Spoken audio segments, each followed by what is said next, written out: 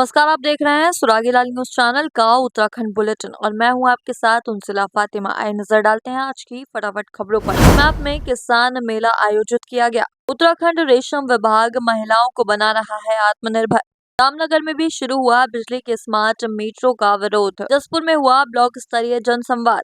बारात की जीप के 300 मीटर गहरी खाई में गिरने से 2 बारातियों की मौत, 3 गंभीर। किच्छा विधायक ने कहा, नहीं लगने दिए जाएंगे प्रीपेड मीटर। मुख्यमंत्री ने 38वें राष्ट्रीय खेलों में बूम में राफ्टिंग डेमो स्पोर्ट प्रतियोगिता का किया समापन। हैंडबॉल सेमीफाइनल में उत्तराखंड पुरुष टीम को करना पड़ा हार का सामना। उत्तराखंड के प्रसिद्ध लोक कलाकार हास्य कलाकार घन्ना भाई घनानंद का हुआ निधन। 8.20 ग्राम हेरोइन स्मैक के साथ तस्कर गिरफ्तार, बाइक सीज। प्रीपेड मीटर लगाने को लेकर कांग्रेस कार्यकर्ताओं ने किया जोरदार विरोध। मुख्यमंत्री धामी ने 38वें राष्ट्रीय खेलों के अंतर्गत आयोजित मलखंभ प्रतियोगिता का किया शुभारंभ। 11 फरवरी को दुनिया भर में मनाया गया सुरक्षित इंटरनेट दिवस। जिला मुख्यालय रुद्रपुर में आज स्मार्ट मीटर की उपयोगिता को लेकर की गई प्रेस कॉन्फ्रेंस। अब खबरें विस्तार से। औषधि एवं सगंध पौधा संस्थान सीमैप का किसान मेला आयोजित किया गया। मेले में उत्तराखंड समेत 5 प्रदेशों और नेपाल के सैकड़ों किसानों ने प्रतिभाग किया। मेले में औषधीय सगंध पौधों से संबंधित नवीनतम कृषि प्रसंस्करण तकनीकों और औषधीय पौधों पर चर्चा की गई। संवाददाता सचिन गुप्ता की रिपोर्ट। बहुत ही जाके उनसे प्रशिक्षण प्राप्त करके आज का जो ये प्लेटफॉर्म है, ये उत्तराखंड के किसानों के लिए नहीं बल्कि पूरे जनमानस के लिए बहुत इम्पोर्टेंट है, क्योंकि ये ऐसा क्षेत्र है जिसमें मेडिसिनल एरोमेटिक, कि जिसमें पूरी हमारे जो है खेती किस तरह से हो सकती है, हमारा स्वास्थ्य कैसे बन सकता है, उनके पौधों के बारे में पूरी जानकारी दी गई और ये पौधे यहाँ कैसे उग सकते हैं इसके बारे में जगह जगह से इन्होंने स्टॉल लगाए, नए नए लोगों को वहाँ बुलाया और पूरी प्रजातियाँ कितनी हैं उनके बारे में लोगों को बताया। मुझे उम्मीद है कि ये जो प्लेटफॉर्म है किसानों के लिए, ये एक उत्तराखंड के विकास में मील का पत्थर साबित होगा, क्योंकि बड़ी खेती अब नहीं हो सकती है। लोग ज़्यादातर जो है शहरों से, गाँव से शहर की तरफ बढ़ रहे हैं, तो कम जगह पे अच्छी पैसे वाला सस्टेनेबिलिटी कैसे मेंटेन की जाए। मैंने यही कहा कि 3 चीज़ें, इनोवेशन, टेक्नोलॉजी और क्वालिटी, इनके आधार पर सस्टेनेबिलिटी आएगी और उसका रिलेवेंस भी बढ़ेगा। तो ये एक तरह से बहुत अच्छा माध्यम है, अच्छा प्लेटफॉर्म है और ये उत्तराखंड के विकास में मील का पत्थर साबित होगा, ऐसा मुझे पूरा विश्वास है। देखिए, जो किसान मेला सीमैप पन्नगर में आयोजित किया गया है, इसमें उत्तराखंड के साथ साथ उत्तर प्रदेश के आसपास के क्षेत्रों के किसान यहाँ पे पधारे हैं और इस किसान मेले में मुख्य आकर्षण रहा है कि किसान खेती के साथ साथ कैसे उद्यमिता विकसित कर सकते हैं।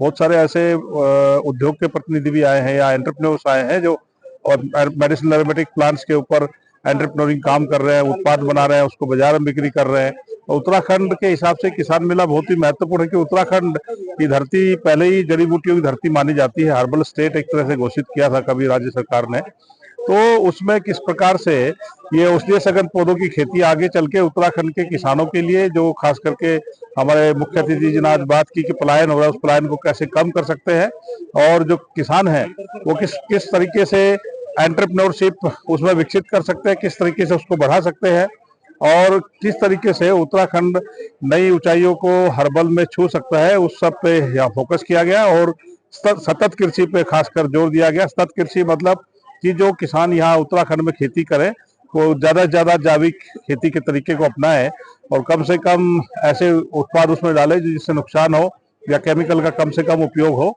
और जो हम जमीन से ले रहे हैं जब उसी चीज को जमीन में वापस करें, उसका खाद बनाए, उसे मधुमक्खी पालन करें, मशरूम उत्पादन करें। तो उत्तराखंड की जलवायु इन सब कार्यों के लिए बहुत ही महत्वपूर्ण है और औषधीय सघन पौधों की खेती के साथ साथ दूसरे एंटरप्राइज भी जोड़ के आप उसमें लाभ कमाए, ये इसका उद्देश्य रहा है। मिस्टर दीपक कुमार वर्मा, सुधीर उपाध्याय, बदायूं यूपी से करना चाहूँगा। मैं लगभग सन 2000 यहाँ पर आए हैं 13-14 से मेंथा की खेती में आया, लेकिन 17-18 के बाद मैंने सीमैप का एक मेला लखनऊ में ज्वाइन करा। वहां से मुझे जो चीजें मिली मेंथा की खेती के लिए, सबसे पहले तो वहां मुझे एक EMT टेक्निक देखने को मिली, जिसके तहत मैंने अपने प्लॉट पे आके उसके तहत करा। तो उसमें मुझे एक 10 से 15% तक उसमें यील्ड ज्यादा आई। दूसरा, मुझे उसमें खर्चे भी कम आए। दूसरा, उसके बाद उसमें नई नई जो वैरायटियां थी उन सबसे मुझे परिचय हुआ जैसे मैं उस समय तक कोसी वैरायटी के एक बहुत बड़ा मुरीद था, और उसके बाद जब मैंने वहाँ पे सिमुन्नति वैरायटी जो 2020 के आसपास आई वो लगाई, तो मुझसे कम से कम मेरी 15 से 20% उसमें उत्पादन ज़्यादा आया। अब इसके अलावा बहुत सारी चीज़ें हैं। सीमैप ने हमेशा मुझे इतना एक किसान ना मान के एक अपना पारिवारिक सदस्य माना, और जहाँ भी मुझे जिस तरह भी कोई परेशानी आई, चाहे वो मेरे फील्ड लेवल पे हुई, किसी बीमारी से संबंधित हुई या किसी टेक्निकल प्रॉब्लम से संबंधित हुई, सीमैप ने मेरे प्लॉट पे जाकर के वहाँ उस समस्या का समाधान करा। तो इसके लिए मैं सीमैप का बहुत बहुत आभार व्यक्त करता हूँ, धन्यवाद देता हूँ। दूसरी चीज, मैंने हल्द्वानी में उत्तराखंड रेशम विभाग रेशम उत्पादन के क्षेत्र में किसानों को आत्मनिर्भर बनाने के साथ साथ अब महिलाओं को आत्मनिर्भर बनाने की ओर लगातार कदम बढ़ाया जा रहा है। रेशम विभाग पहली बार महिलाओं को प्रशिक्षण देकर रेशम से बने उत्पाद तैयार करवा रहा है, जिससे महिलाएं आत्मनिर्भर बन सकें। हस्तनिर्मित उत्पादों को बढ़ावा देने के लिए क्षेत्रीय रेशम उत्पादन अनुसंधान केंद्र और केंद्रीय रेशम बोर्ड द्वारा कोषोत्तर प्रौद्योगिकी द्वारा महिलाओं को प्रशिक्षण दिया जा रहा है, जिसमें महिलाएं रेशम के उत्पाद तैयार कर आत्मनिर्भर बन रही हैं। संवाददाता दीपक अधिकारी की रिपोर्ट। जो ये सुअवसर है, यहाँ पर एक प्रशिक्षण कार्यक्रम का भी आयोजन हुआ 5 दिवसीय, जो कि देहरादून के केंद्रीय रेशम बोर्ड के RSRS सहसपुर केंद्र द्वारा मेरे साथ यहाँ पर वैज्ञानिक भी उपस्थित हैं, छत्रपाल साहब वहाँ के इंचार्ज। उन्होंने एक पोस्ट ककून टेक्नोलॉजी पर प्रशिक्षण 5 दिवसीय आयोजित किया, जो हमारे सहयोग से किया गया। उसमें 25 महिलाओं को हमने प्रशिक्षित किया है ककून क्राफ्टिंग के कार्य के लिए। इसी दौरान एक ये सुअवसर था, और बहुत समय से ऐसी आवश्यकता विभाग में महसूस की जा रही थी कि किसी ऐसे रेशम गीत की, जिससे कि जब भी अपने कार्मिकों, अधिकारियों और जो रेशम से जुड़े हुए, व्यवसाय से जुड़े हुए जो अन्य किसान बंधु हैं, उनको जोश की, मोटिवेशन की जब जरूरत हो, तो उस समय हम उस रेशम गीत को गुनगुनाएं, तो हमारे अंदर जोश का संचार हो सके। इसके लिए हमने नारे और स्लोगन के रूप में 2020 में 2 पंक्तियां लिखी थी। आज अचानक से मन में कुछ ऐसा माहौल बना कि उसको मैंने पूरा ही गीत के रूप में लिख दिया, और आज इस अवसर पर उसे लयबद्ध करते हुए हमने आज उसकी लॉन्चिंग की, और उसे गाते हुए ही लॉन्चिंग उसकी कर दी गई है, जो मैं समझता हूँ आने वाले समय के लिए हमारे कर्मचारियों, अधिकारियों और जो भी हमारे किसान बंधु हैं, उनके लिए वाकई में वो ऐसे निराशा के समय बहुत प्रेरणा का काम करेगा। सामान्य समय पर भी उनके अंदर प्रेरणा भरते हुए और ऊंचाइयों पर जाने की प्रयास होंगे। जो ककून क्राफ्टिंग का कार्य है, जैसे कि अब जन सामान्य जानने ही लगा है कि पिछले ही वर्ष हमने उत्तराखंड के रेशम इतिहास में एक नया अध्याय लिख दिया है, जिसमें रेशम ककून क्राफ्टिंग के कार्य को हम लोग उत्तराखंड में शुरू कर चुके हैं और बहुत आगे बढ़ चुके हैं। हमारा संस्थापक सदस्य SHG रेशम नई पहल, जो कि हल्द्वानी में हमने गठित किया था, उनकी महिलाएं अपनी आजीविका का अर्जन कर रही हैं। पिछले 4 माह में ही वो हजारों की जो है कमाई कर चुकी हैं। उनके पास ऑर्डर अभी वर्तमान में भी है। उसी क्रम में हमने फिर से जो है कुछ महिलाओं को प्रशिक्षित किया है, जिनको फिर ग्रुप के रूप में गठित किया जाएगा। इन महिलाओं ने उसी रेशम कोए से विभिन्न प्रकार के उत्पाद इस प्रशिक्षण के दौरान भी तैयार किए, जो बड़े सुंदर और मनमोहक हैं। जैसे कि मैं एक आध का नाम भी लूंगा, तो हमारे उत्तराखंड में छोलिया नृत्य बहुत फेमस है, तो उसी में एक छोलिया जो कि मसक बीन बजाता हुआ है, वो हमारी महिलाओं ने रेशम से बना दिया है। छोटे से गणेश जी बनाए हैं उन्होंने, जो बहुत सुंदर लग रहे हैं। फूल मालाएं, ज्वेलरी, यह सब तो उन्होंने मोमेंट वाले तो बनाए ही हैं। तो ये काफी एस्थेटिक सुंदरता वाले हैं। लोगों के समूह में रेशम विभाग से पहले कुछ महिलाएं जोड़ी गई, बुलाई गई, उन्होंने प्रशिक्षण लिया। उसको एक नई रेशम पहल करके हमने नाम दिया गया, जिसकी सचिव हमारी रेखा मैम है। और इसमें हम लोगों ने जैसे ही काम शुरू किया तो बहुत अच्छा रिस्पांस हमको शुरू से ही मिला। जो हमारे यहाँ के डिप्टी डायरेक्टर हेमचंद जी, उनका हमें पूरा सहयोग मिला, और उन्होंने इसी के कारण ये महिलाएं इतनी आगे बढ़ी हैं। उन्होंने यहाँ पे हमें कमरा दिया, जिसमें हम महिलाओं ने आकर काम किया, और हमें सारा संसाधन उपलब्ध कराया जो हमें चाहिए। हमें कैटलॉग बनाने के लिए, हमारे GST बनाने के लिए हमें पूरा सहयोग किया, जिससे महिलाओं ने जो काम किया उसका रास्ता भी आगे उन्हें बनता गया। कि जो महिलाएं थी ना, बहुत ग्रामीण इलाके से थी और इतनी ज़्यादा जागरूक भी नहीं थी कि जिन्हें इन चीज़ों का पता था। उचित मार्गदर्शन के कारण ही आज हम लोग इतने आगे बढ़े हैं। किरण जोशी। रामनगर में भी अब बिजली के स्मार्ट मीटरों का विरोध शुरू हो गया है। आपको बता दें कि मंगलवार को ग्राम बेड़ा झाल में कांग्रेस के वरिष्ठ नेता एवं पूर्व विधायक रणजीत सिंह रावत के नेतृत्व में एकत्रित कार्यकर्ताओं एवं क्षेत्र में रहने वाले ग्रामीणों ने प्रदेश के मुख्यमंत्री पुष्कर सिंह धामी और सांसद अनिल बलूनी के खिलाफ जमकर नारेबाजी करने के साथ ही प्रदर्शन करते हुए इसका विरोध किया। संवाददाता राजीव अग्रवाल की रिपोर्ट। तो आप लोगों ने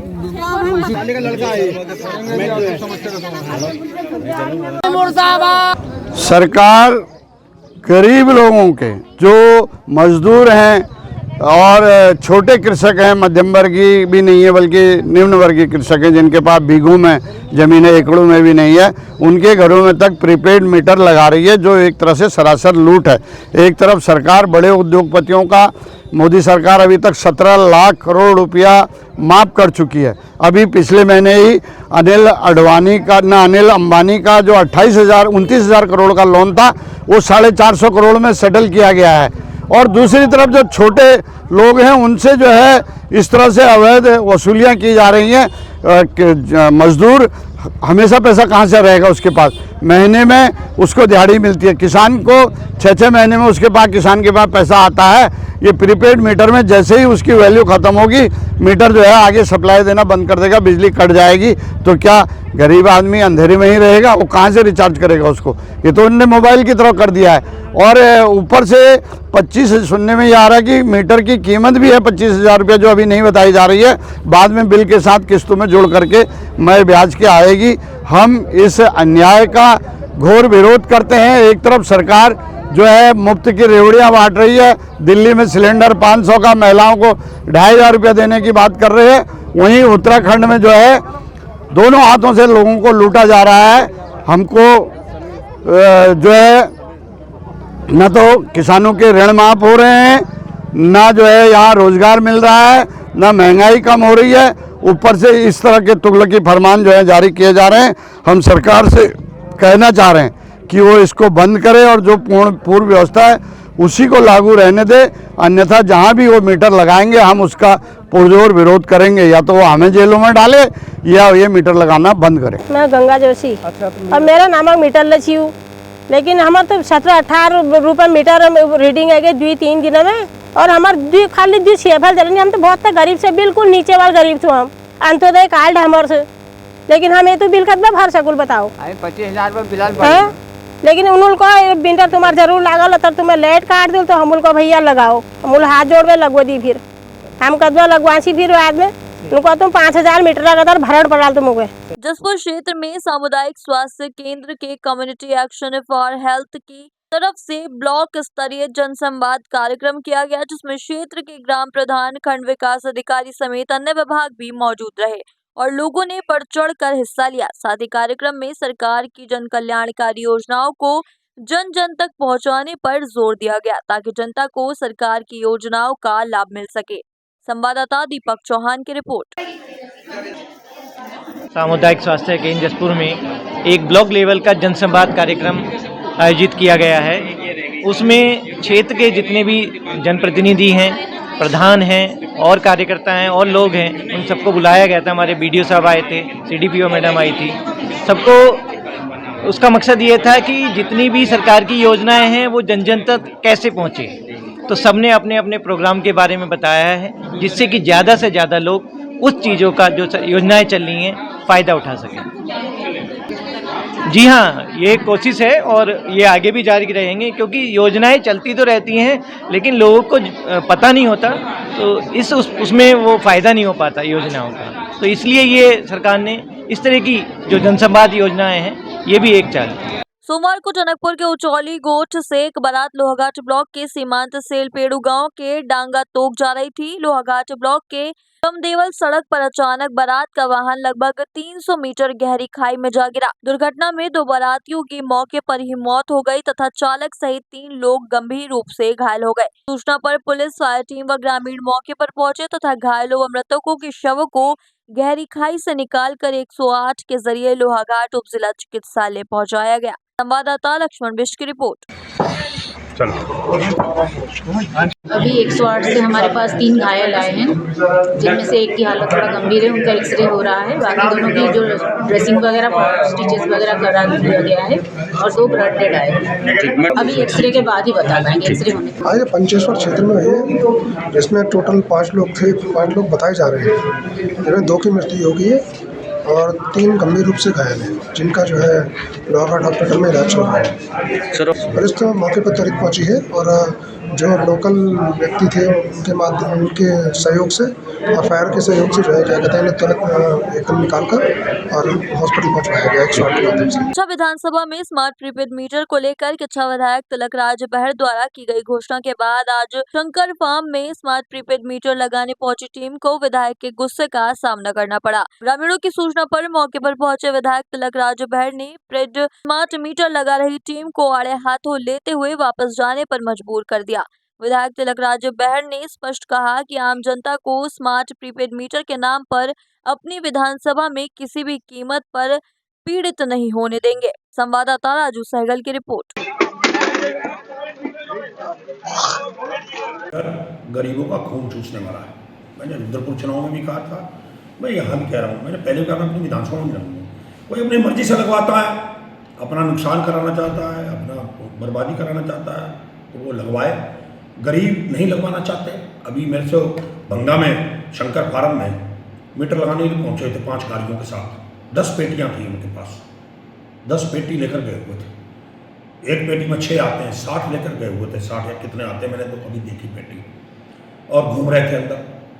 वहाँ के लोगों ने मुझे फ़ोन किया, वहाँ उन्होंने रोके रखा, उनसे बातचीत की और वहाँ धमकाया जा रहा है ठेकेदार के द्वारा कि नहीं लगवाओगे 10,000 का जुर्माना पड़ेगा, FIR लॉन्च होगी तुम्हारे खिलाफ, इनकी वीडियो बनाओ। उन्होंने कहा कि तो हमको धमका रहे हैं आके, कह रहे हैं 10,000 का जुर्माना पड़ेगा, FIR लॉन्च होगी, पुलिस आएगी, तुम लगवा लो। लोग नहीं लगवा रहे थे, विरोध कर रहे थे। मुझे फ़ोन आया, मैं PWD में मीटिंग में था, मैं वहाँ से भागा और मैंने मौके पर पकड़ लिए। गाँव वालों ने खुलकर विरोध किया कि हमको धमका रहे हैं, हमसे पैसे मांगते हैं, 10,000 रुपये पड़ेंगे तुम पर जुर्माना, FIR होगी, पुलिस होगी। मैंने कहा आप बुलाओ पुलिस को। मैंने पकड़े मीटर, मैंने तोड़े। प्रतीकात्मक रूप से मैं मीटर नहीं लगने दूंगा। जो नहीं लगवाएगा अपनी विधानसभा में, उसके लिए तिलक राज बहर तैयार है। कोई लगवाना चाहता अपनी मर्जी से लगवाए, बर्बाद हो जाए। गरीब कोई नहीं लगवाएगा। मैं साथ खड़ा हूँ। किसी बस्ती में, किसी वार्ड में मीटर अपनी विधानसभा में नहीं लगने दिए जाएंगे जबरदस्ती। तोड़े चाहेंगे, एक नहीं, चाहे 100 मुकदमे कायम हो, चाहे जेल जाना पड़े। मैं अब पुराने उस पर आ गया हूँ, फॉर्म पे। अब मैं अपनी विधानसभा में कोई जाति नहीं चलने दूंगा किसी सूरत में। और आज मुझे मौका मिला, जब जब मौका मिलेगा लोग बुलाएंगे, चाहे पुलिस आए, चाहे कोई अधिकारी आके खड़ा हो जाए, चाहे कितनी फोर्स आ जाए, पैराट्री फोर्स मंगा लें, CRP मंगा लें, CRPF, BSF मंगा लें, मैं मीटर नहीं लगने दूंगा। बहुत बड़ा आंदोलन करूंगा। जरूरत पड़ेगी तो जेल भरो आंदोलन भी चलाया जाएगा मीटर के खिलाफ।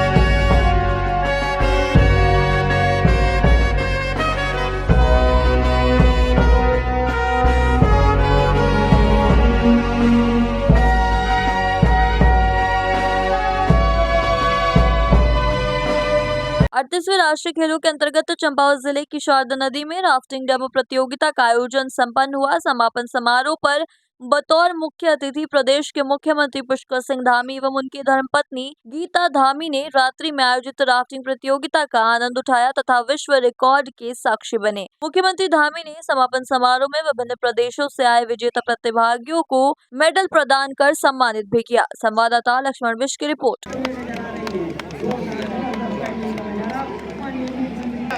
आयोजन भविष्य के लिए बहुत अच्छी शुरुआत है। यहाँ पर आज बुक ऑफ वर्ल्ड रिकॉर्ड भी बना है, राफ्टिंग की और प्रतियोगिता है।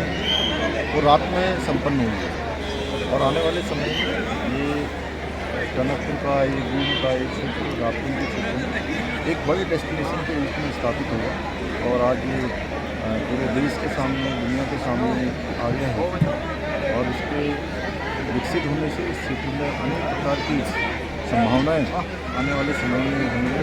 रोजगार बढ़ेगा, क्षेत्र में पर्यटन बढ़ेगा, लोगों की समृद्धि होगी और इनसे पूरी सर बोर्ड में पहली बार उपलब्धि है कि ये सुरक्षित और बहुत सकुशलता से सफल तरीके से ये आज रात्रि में राफ्टिंग प्रतियोगिता संपन्न हुई है। ये अपने आप में वर्ल्ड रिकॉर्ड बनाया है यहाँ पर। 38वें नेशनल गेम 14वें दिन रुद्रपुर के मनोज सरकार स्पोर्ट्स स्टेडियम में चल रहे हैंडबॉल सेमीफाइनल में उत्तराखंड पुरुष टीम को हार का सामना करना पड़ा। हालांकि मैच पहले घंटे में बराबर में छूटा, जिसके बाद 10 मिनट का अतिरिक्त समय दिया गया, जिसमें हरियाणा ने 5 गोल किए जबकि उत्तराखंड की टीम 3 ही गोल कर पाई। हरियाणा ने मैच को 35-33 गोल से जीता। संवाददाता दुर्गेश तिवारी की रिपोर्ट। बीच में बराबर रह गया था, बहुत मिस्टेक हुई है हमारे से, लेकिन उसको हमने कवर किया दोबारा। टीम बहुत अच्छा खेली, एफर्ट अच्छा था हमारा।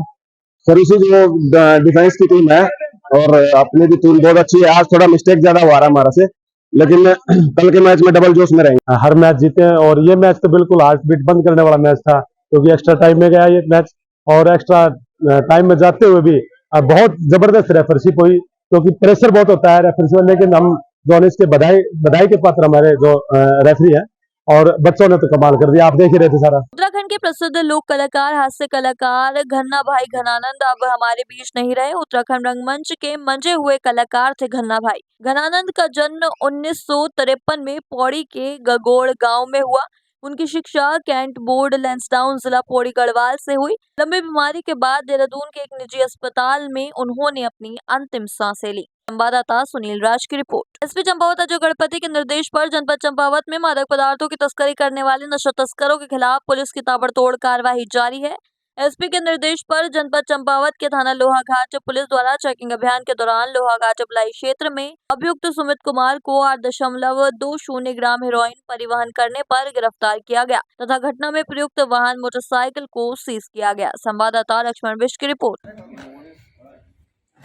हरीश प्रसाद जी के द्वारा अपनी टीम के साथ में जो है चेकिंग के दौरान सडनली एक व्यक्ति सुमित कुमार टोपी को 8.2 ग्राम हेरोइन के साथ रंगे हाथों पकड़ा है। सर ये बलाई वाली रोड पर पकड़ा था और बताया गया कि चंपावत से लेकर आया था।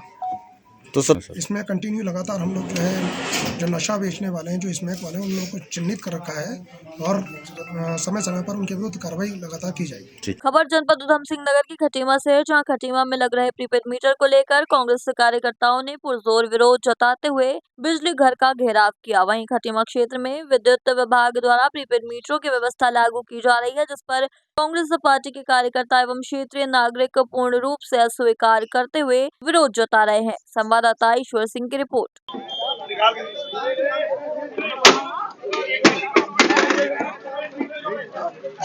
एप्लीकेशन दे, जो लगवाना चाहते हैं पहले उनके बदलो। मतलब गरीबी मिल गया है तुम्हें, और साथ में ये कह रहे हैं ये बोतल है पानी की, जिसके बाद 10 रुपए होंगे वही पिएगा, खरीदेगा।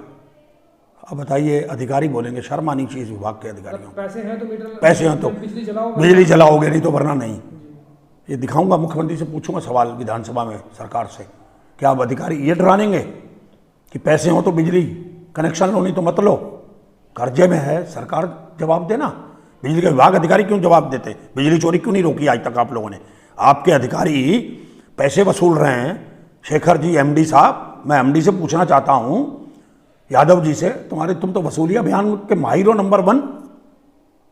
चोरी तो खुद करा रहे हो। तुम्हारे अधिकारी जिनसे आप लाख 2-2 लाख रुपए महीना ले रहे हो, हर एसडीओ से पैसे ले रहे हो, हर पोस्टिंग में एक्सियन जेई की पोस्टिंग में पैसे ले रहे हो, तो आप जिम्मेदार कौन हो गया? उपभोक्ता हो गया।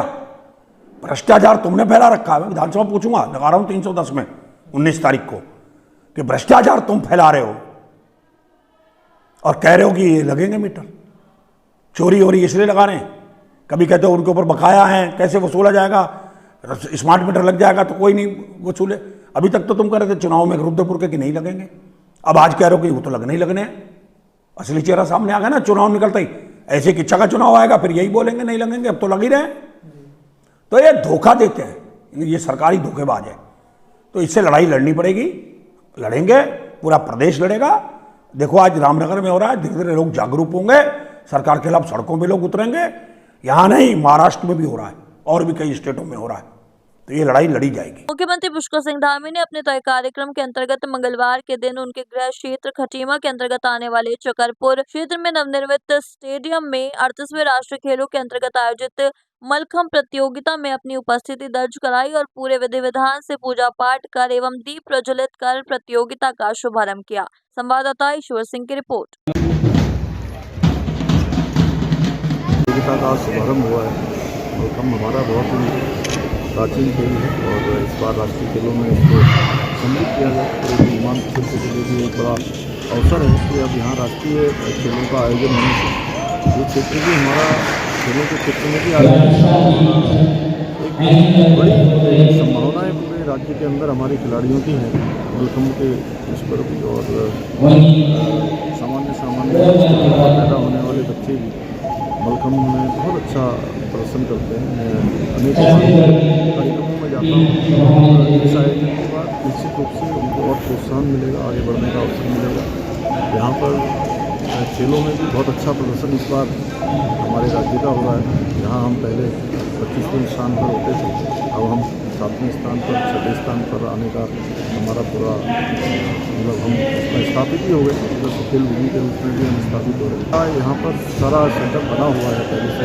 तो बॉक्सिंग का यहाँ छात्रावास बनेगा तो हमारे खिलाड़ियों को और अच्छा यहाँ पर अपनी प्रतिभाओं का प्रदर्शन करने के लिए अच्छी सुविधा मिलेगी और उसका विकास होगा। आने वाले समय में वो राज्य के लिए और देश के लिए। काशीपुर विधायक त्रिलोक सिंह चीमा एवं पूर्व विधायक हरभजन सिंह चीमा की ओर से आप सभी काशीपुर वासियों व देशवासियों को गणतंत्र दिवस की हार्दिक शुभकामनाएं एवं बधाइयां। साथ ही सभी सम्मानित मतदाताओं का भी आभार जिन्होंने निकाय चुनाव में बीजेपी पर भरोसा जताया और दीपक बाली को काशीपुर मेयर के पद पर विजय दिलाई। हमारा देश लगातार आगे बढ़ रहा है और आशा है आगामी दिनों में हमारा देश एवं हमारा शहर काशीपुर विकास के नए आयाम स्थापित करेगा। एक बार पुनः आप सभी को गणतंत्र दिवस की हार्दिक शुभकामनाएं।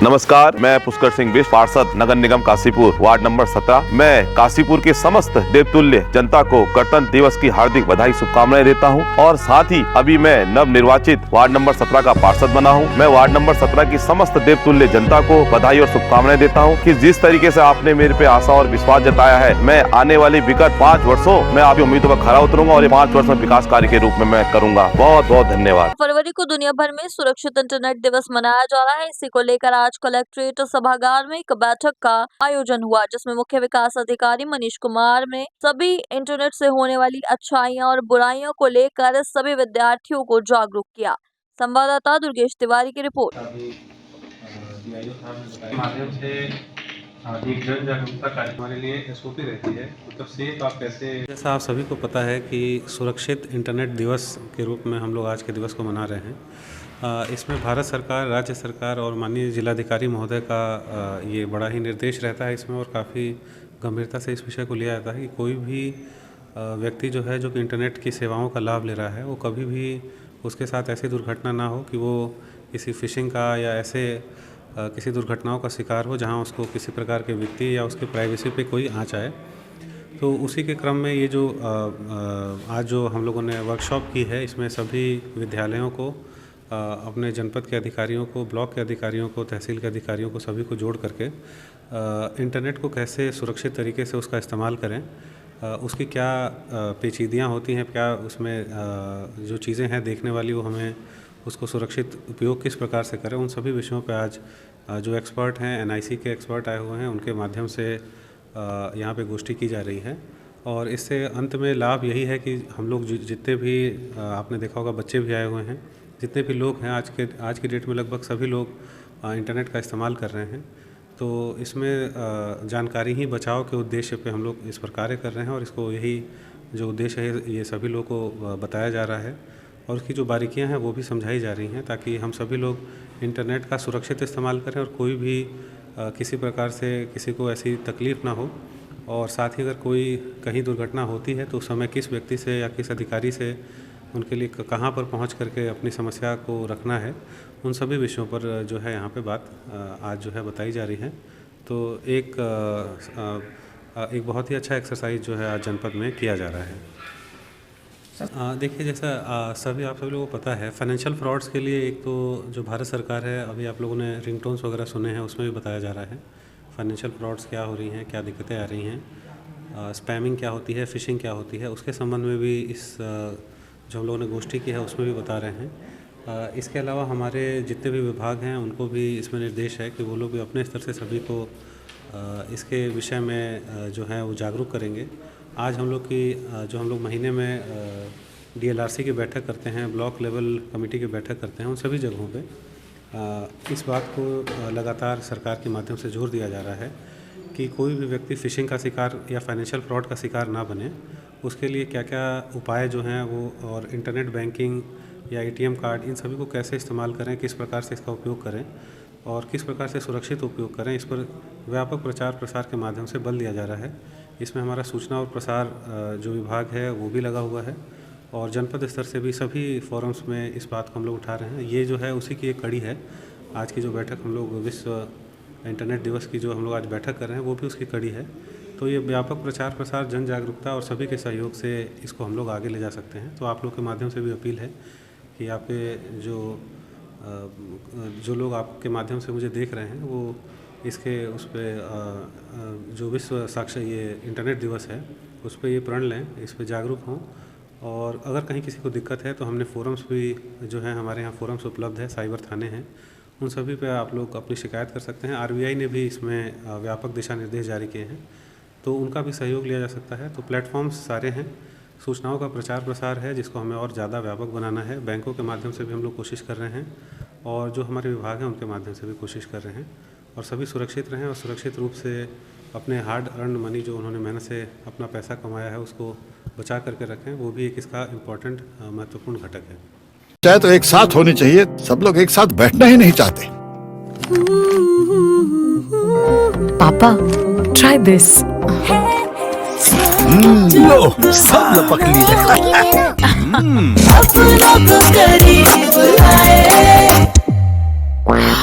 ये क्या हाल कर दिया है रूम का? बस कल से चाय मेरे रूम में।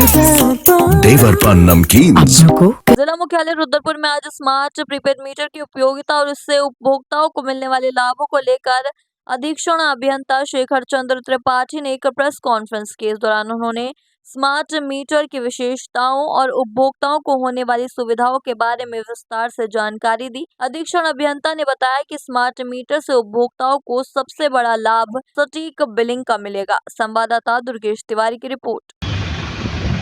जी, बस्ती में किसी का मीटर चल रहा है, सुविधा दी गई है जनता के लिए। तो सर ये मैं फिर कह रहा हूँ, this is not prepaid meter. ये मेरे जैसे मीटर पुराने थे पोस्ट पेड मीटर वैसे ही हैं। फ़र्क यही है कि मीटर जो है मेरा स्मार्ट मीटर हो गया है, वो स्मार्ट तरीके से काम करेगा। जैसे आज के दिन आपका मोबाइल स्मार्ट तरीके से काम करता है, उसमें सारा डाटा आपका रहता है, उसी तरह से ये जो है स्मार्ट मीटर का सारा डाटा आपके मोबाइल पर रहेगा, हमारे पास रहेगा।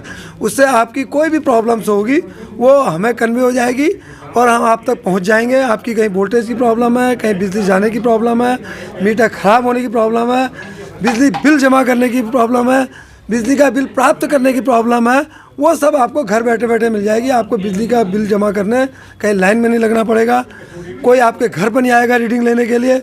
मीटर रीडर का इंटरवेंशन ख़त्म हो जाएगा, घर बैठे बैठे आपको सब सारी सुविधाएं मिलेंगी। It is called smart. अभी आज की डेट में तो नहीं है इसमें मेरा जवाब, क्योंकि भविष्य देखिए ना, भविष्य में क्या होगा ये मुझे नहीं पता। क्योंकि मुझे भाई देखिए ना, भविष्य में कई चीज़ें नई चीज़ें आ जाती हैं। भाई आज कल आप मोटरसाइकिल में थे, आज आपके यहाँ कार आ गई, तो कई चीज़ें बदलती हैं। पहले मेरे पास वो वाला फ़ोन था मोबाइल, आज मेरे पास भी स्मार्टफोन है। तो भविष्य का नहीं कह सकता। आज की डेट में it is as a smart meter हानि हो सकती इसमें फैसिलिटी है। अगर आप चाहें कि मेरा प्रीपेड कर दिया जाए, आपका प्रीपेड कर दिया जाएगा, जो नहीं चाहेगा उसका नहीं किया। भविष्य में नहीं अभी तो मैं कुछ कह नहीं सकता। क्लियर बात नहीं हुई ना? नहीं, जबरदस्ती हम नहीं कर सकते ना, इसलिए नहीं कर सकते। प्रीपेड का मतलब है कि आप पहले पैसे जमा करोगे तभी तो प्रीपेड बनेगा। ऐसा तो नहीं कि आज कोई योजना नहीं है, तो फिलहाल ये एज ए स्मार्ट मीटर ही काम करेगा। पहले इस योजना को हम पूरा कर लें, और चीज़ें तो बदलते रहती हैं समय के साथ साथ। भविष्य के बारे में अच्छाई की बात करें तो आएगा, आपका बिल आपको नहीं मिलेगा अलग से, आपको मोबाइल पे मिलेगा। बिजली की लाइन पे नहीं लगना पड़ेगा, आपको क्वालिटी की बिजली मिलेगी। वोल्टेज कहीं कम होता है, आपके घर का फ्यूज जाता है या तो आपका हमारा स्टाफ को ऑटोमेटिक इन्फॉर्मेशन मिल जाएगी, वो उसको सही कर लेगा, ठीक है। और आपके ट्रांसफार्मर फूकता है तो आपको मेरे लाइनमैन को ढूंढने की ज़रूरत नहीं है। और डाटा 24 घंटे आपके पास है। आप घर से बाहर जाते हो, बाई चांस आपका एसी ऑन रह जाता है या गीजर ऑन रहता है, आपको पता लग जाएगा। आप अपनी बिजली सेविंग इससे सीख जाओगे। आपको ये पता है कि मैं आज यहाँ पर ड्यूटी पे हूँ, आप यहाँ घूम रहे हो, आप घर जाके अपने बच्चों से पूछ सकते हो, बेटा आज ये एसी 4 घंटे क्यों चलाया तूने, क्यों। अब आपको एक महीने बाद पता लगता है मेरा बिजली का, ये तो प्रीपेड पे आ गया। मैं फिर तो मैं स्मार्ट मीटर पे बात करता हूँ। स्मार्ट मीटर में ही आपको पता लग जाएगा कि मेरा कितना यूनिट का बिल आ जा रहा है। आज के लिए बस इतना ही। ऐसी सभी खबरों के लिए जुड़े रहिए सुरागी लाल न्यूज़ चैनल के साथ। धन्यवाद।